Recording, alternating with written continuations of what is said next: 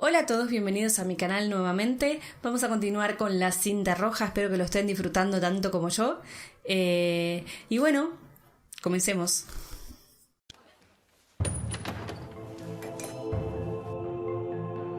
Malgré mes ordres, je suis l'unique garant du bien de mon peuple. On n'a plus le choix.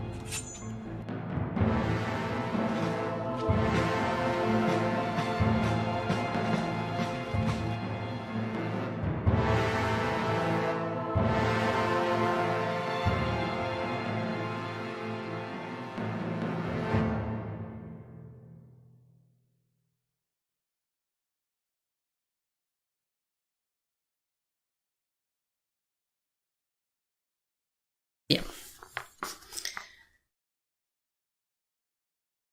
Yo entonces no entendía a qué se refería con esas palabras, ni por qué los nobles iban a renunciar a sus privilegios para alinearse junto al pueblo llano.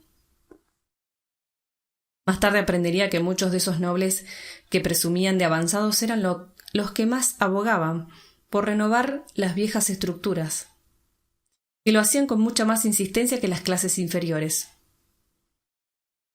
Deseaban reformar la educación, por ejemplo, también conseguir la igualdad de todos ante la ley, suprimir la censura y las tan arbitrarias lettres de cachet. Incluso la mayoría, y a pesar de que en principio la medida parecía ir en contra de sus intereses, abogaba por cambiar todo lo referente a temas fiscales. Según ellos, había que racionalizar la imposición y recaudación de impuestos de los que esos mismos nobles estaban exentos. Impuestos que en gran parte de Francia se cobraban de forma ineficaz y sobre todo fraudulenta por parte de recaudadores privados. Por lo visto, el rey había intentado cambiar esas viejas estructuras desde hacía años, pero a finales de los 80 la impopularidad del gobierno era tal que ya no podía capitanear dichas reformas. Aun así, o tal vez precisamente por eso, el deseo de cambio era tan generalizado que todos dieron la bienvenida a la convocatoria de los Estados Generales como modo de lograrlo.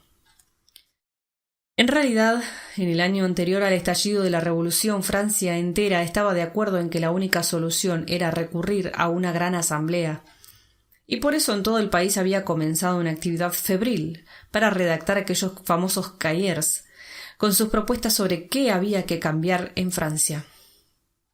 Lamentablemente, como han señalado todos los estudiosos de este periodo, cuando son muchas y de distinto signo las fuerzas que desean un cambio, a veces todo salta por los aires.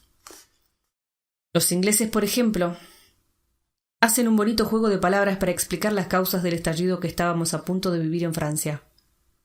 Ellos dicen que anger and hunger fueron la causa del comienzo de la revolución. Enojo y hambre. El enojo era el de todos los que no se ponían de acuerdo sobre cómo cambiar las cosas. El hambre, la que sufrían innumerables franceses después de las penurias vividas por las heladas, las riadas y las sequías.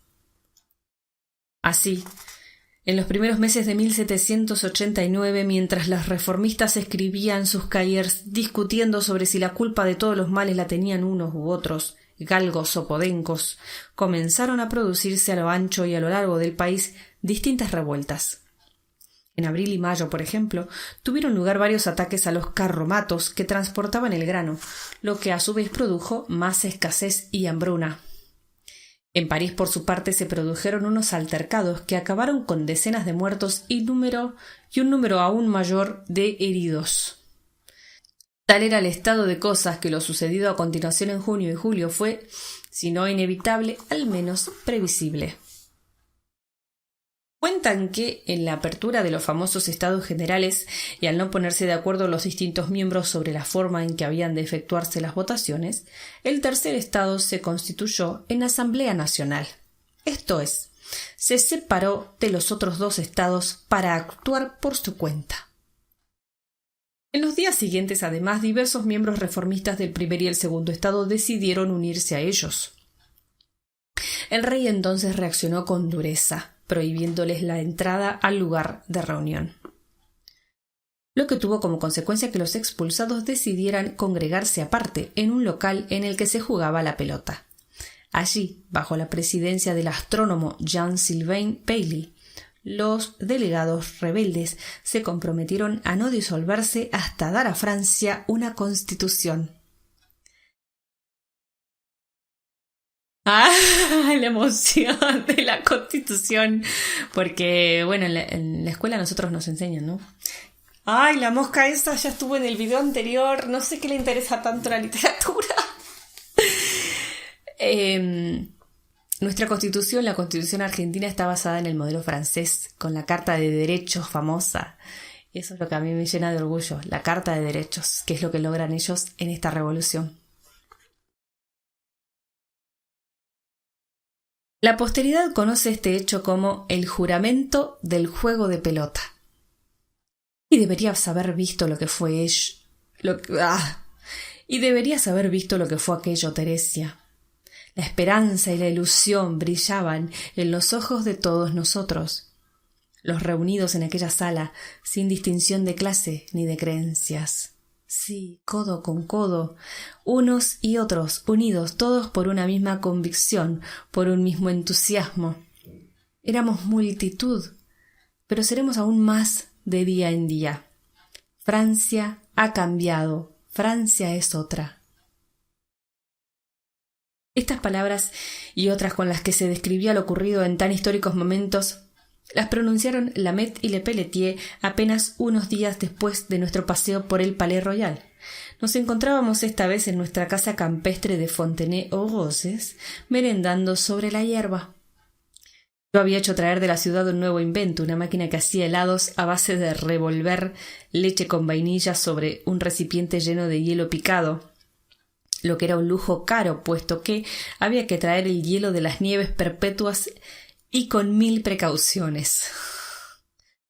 Mis amigas y yo nos habíamos puesto para la ocasión nuestros mejores vestidos de muselina y los más hermosos sombreros de paja, pero nuestros acompañantes masculinos no parecían apreciar tan hermosos detalles.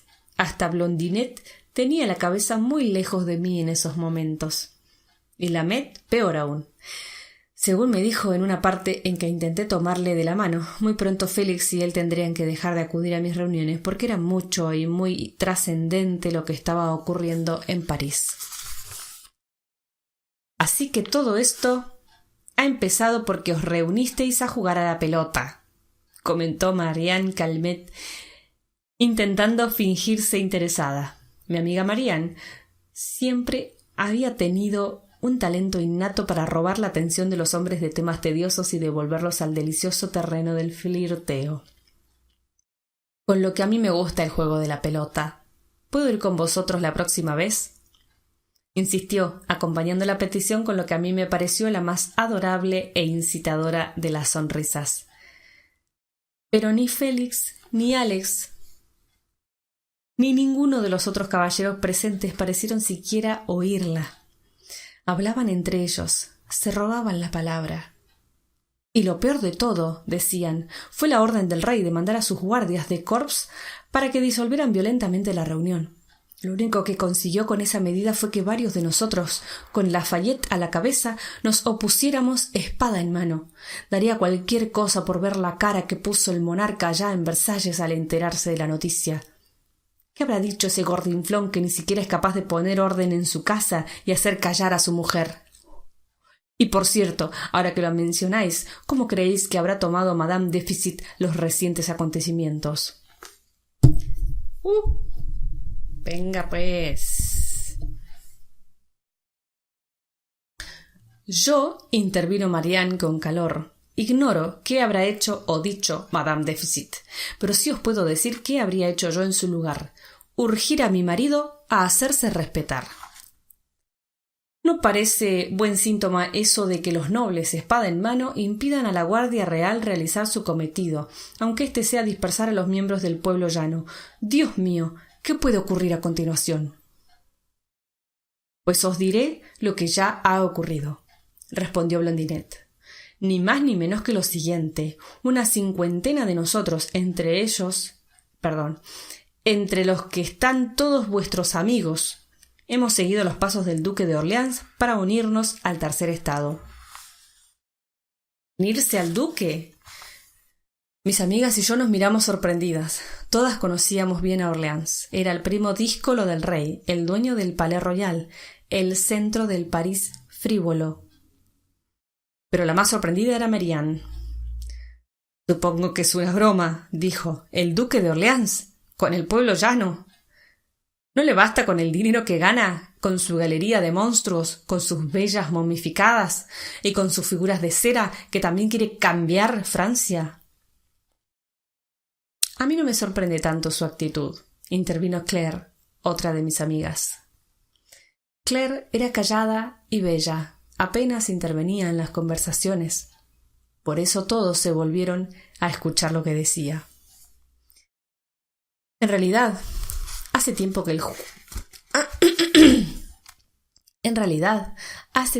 el duque juega a ser reformista.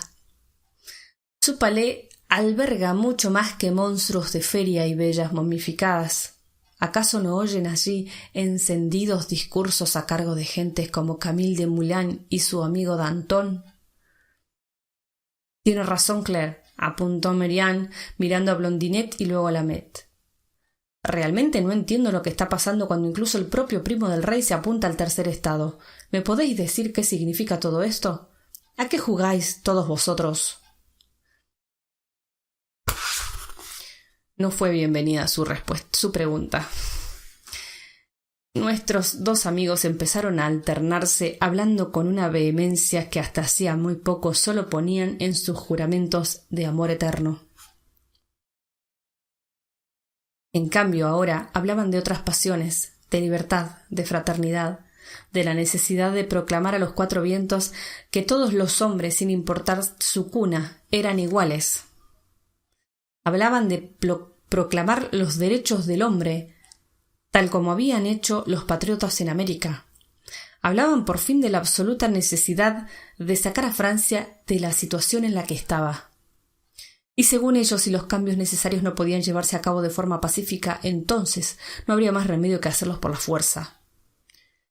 ¿Qué quiere decir exactamente hacerlo por la fuerza?, preguntó Claire, dirigiendo sus palabras primero a Blondinet y luego, al no recibir respuesta, a Alexandre. Pero ni uno ni otro nos escuchaban. Para ellos, en ese momento, no éramos más que tontas mujeres que, como todas, no entendíamos ni sabíamos nada, y menos de política.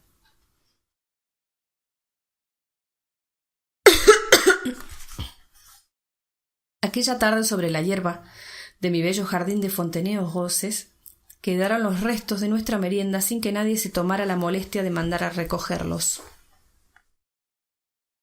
Los recipientes que habían contenido el helado de vainilla, las cestas adornadas con grandes lazos azules, en las que se habían servido los panecillos calientes y los bizcochos, también los vinos dulces de Málaga, con los que yo solía obsequiar a mis invitados.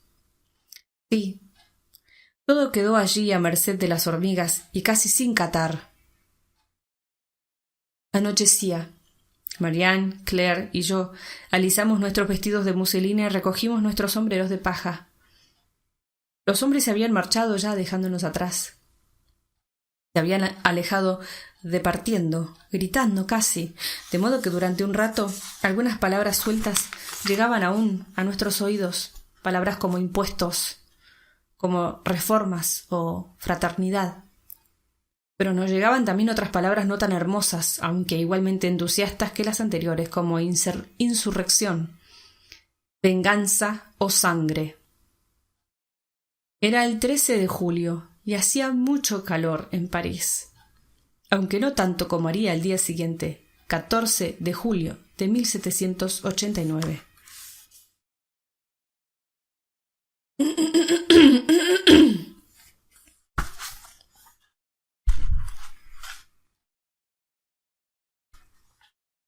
Bueno, se acabó la primera parte o primer capítulo que se llamó La dulzura. Quien no vivió en aquella época en París no conoce la dulzura de vivir o algo así. Claro. Y comienza la segunda, La más bella revolución. Vamos a leer un poquito. El orinal del Marqués de Sade y la toma de la Bastilla. Según me contaron mucho más tarde, 10 días antes de la toma de la Bastilla, Donatien Alphonse François, Marqués de Sade, se encontraba mirando a través de un ventanuco de su celda en la fortaleza de la Bastilla hacia abajo, hacia la calle de Saint-Antoine. Y lo hacía prestando especial atención al ir y venir de los parroquianos, al bullicio de las gentes y a un inexplicable ambiente tenso como el que antecede a una tormenta. Sabido es que las noticias alarmantes viajan veloces y son capaces de atravesar incluso los muros más inexpugnables, tan infranqueables como los que rodeaban aquella vieja fortaleza que había sido construida en el siglo XIV y en la que, según se rumoreaba, desaparecían personas sin aviso para nunca más ver la luz del sol. Sin embargo, en su espaciosa celda del último piso, el aventajado marqués de 49 años no era aventajado, era avejentado. El avejentado marqués de 49 años sonreía. Estaban sucediendo cosas en París, cosas que le agradaban sobremanera. Días antes, y según sus noticias, una muchedumbre enfebrecida había tomado violentamente el monasterio de Saint-Lazare, que era no solo una prisión, sino también un depósito de grano que, tal como se decía antes, estaba regentado por una pandilla de monjes obesos, licenciosos y también avaros. Por todas partes había pillajes y revueltas. Y el ayuntamiento acababa de crear una milicia ciudadana de unos 48.000 hombres para hacer frente a dichos disturbios. Estos hombres, a pesar de su inexperiencia y falta de instrucción, formaban una fuerza lo suficientemente grande como para llevar a cabo un doble cometido. Por un lado, dominar en lo posible la violencia de las masas y, por otro, neutralizar cualquier intento de injerencia o represión violenta por parte de los militares del rey. Como es natural, esta nueva fuerza llamada del pueblo necesitaba tener algún distintivo que la identificase. Pero como todo se había hecho con muchas prisas, no se pudo improvisar para sus miembros un uniforme adecuado. Por eso, y para distinguirles, se había instaurado el uso de escarapelas. ¿Y qué color elegir? Primero se pensó en el verde, color de la esperanza, pero inmediatamente hubo que descartarlo. Verde era el color del conde de Artois, el hermano del rey, cada día más impopular. Mejor era usar los colores de París, el rojo y el azul. Daba la casualidad de que estos eran también los colores del duque de Orleans, pero ¿acaso el duque no era uno de ellos, uno más del pueblo? ¿No se había alistado en las filas del tercer estado y permitía que en su palais royal se vendieran todo tipo de escritos libertinos que desvelaban los desmanes del rey y de la Autrichienne? Además, como había dicho un par de días atrás Camille de Moulin, uno de los muchos patriotas que enardecían a las masas desde improvisados púlpitos ciudadanos en el palais, el azul representa el celestial color de la futura Constitución y el rojo la sangre que se ha de derramar. La sangre que se ha de derramar para alcanzarla. El marqués de Sade sonríe. Su apenigada esposa, que lo visita cada semana desde que lo encerraron allí años atrás, por petición de la propia familia, dicho sea de paso, cansada de aguantar sus excentricidades malvadas, está muy asustada con lo que ve y oye en las calles. Así se lo dice a su marido. Por todos lados se oyen gritos de furia y amenazas de llevar a los enemigos de la libertad a la lanterne. El marqués lleva 5 años en la Bastilla gracias a sus conocidas andanzas y crímenes nefandos, pero conoce bien el significado de esta expresión. La oye gritar a menudo a través de la ventana antes de que la masa se enardezca del todo y acabe colgando a algún desgraciado de una lanterne, es decir, de una farola. También sabe que hay rumores de que esa prisión en la que él está encerrado será el próximo objetivo de los revoltosos, porque se la considera un símbolo del despotismo del régimen, un signo del oprobio realista. Desde luego no es agradable ser un prisionero, pero Sade no puede decir que haya estado precisamente incómodo en su involuntaria residencia. El gobernador de la Bastilla, el señor de Launay, tiene asignadas unas cantidades bastante holgadas para el cuidado de cada prisionero.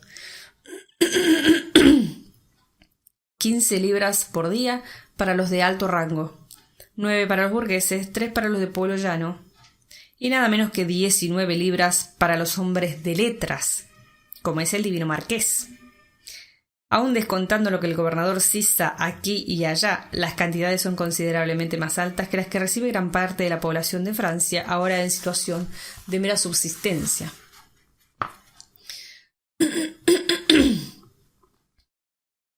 Tampoco se puede decir que el acomodo en la tan denostada Bastilla sea malo.